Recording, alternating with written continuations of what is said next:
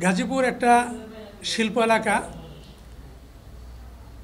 এখানে বিভিন্ন প্রতিষ্ঠান রয়েছে, সমরাস্ত্র কারখানা, জাতীয় বিশ্ববিদ্যালয়, টাকশাল সহ অনেক বড় বড় প্রতিষ্ঠান রয়েছে। বিভিন্ন প্রয়োজনে বাংলাদেশের বিভিন্ন অঞ্চল থেকে মানুষ গাজীপুরে আসে। তখন তাদের নিরাপদে একটি রাত থাকার জন্য, রাত্রিযাপনের জন্য আমি সৎ আদর্শ উদ্দেশ্যে আমি এই প্রতিষ্ঠানটি গড়ে তুলি। প্রতিষ্ঠানের জন্মলগ্ন থেকে গাজীপুরের স্থানীয় প্রশাসন,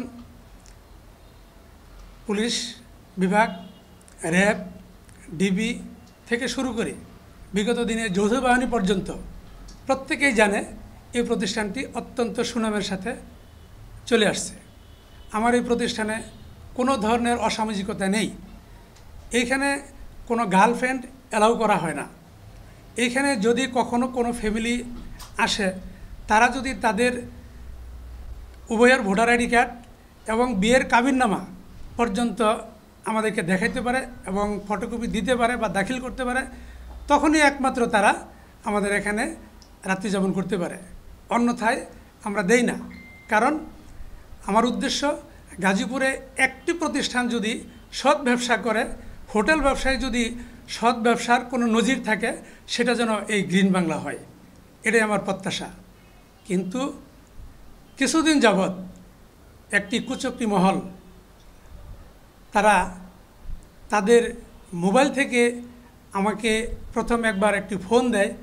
সেই ফোনে হুমকি দেয় এবং কিছু চাঁদা দাবি করে। তাই আমি বলি যে আপনি সামনে আসেন, কে, আপনাকে চিনি না, আপনাকে আসতে হবে। তা বিভিন্ন কথায় সে আমার সাথে উগ্র হয়, রাগান্বিত হয় এবং অকথ্য ভাষায় গালিগালাজ করে। এক সময় সে আমাকে হুমকির মুখে ফেলে দেয়। পরবর্তীতে তারা ইদানিংকালে ফেসবুকে অকথ্য ভাষাগুলি লিখে এবং ইতিমধ্যে একটি ঘটনা গত শুক্রবার ঢাকার একটি হোটেলের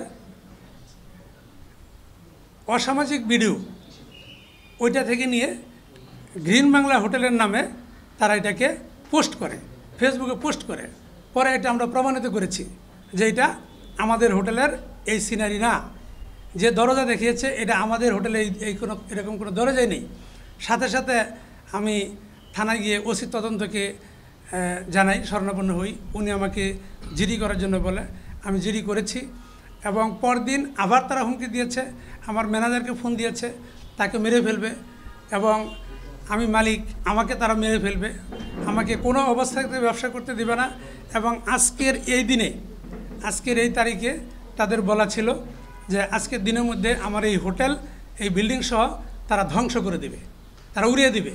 যার ফলে আমি বাধ্য হয়েছি আজকের দিনে আপনাদেরকে এখানে একত্রিত করার জন্য, আমার বিষয়টি জানার জন্য।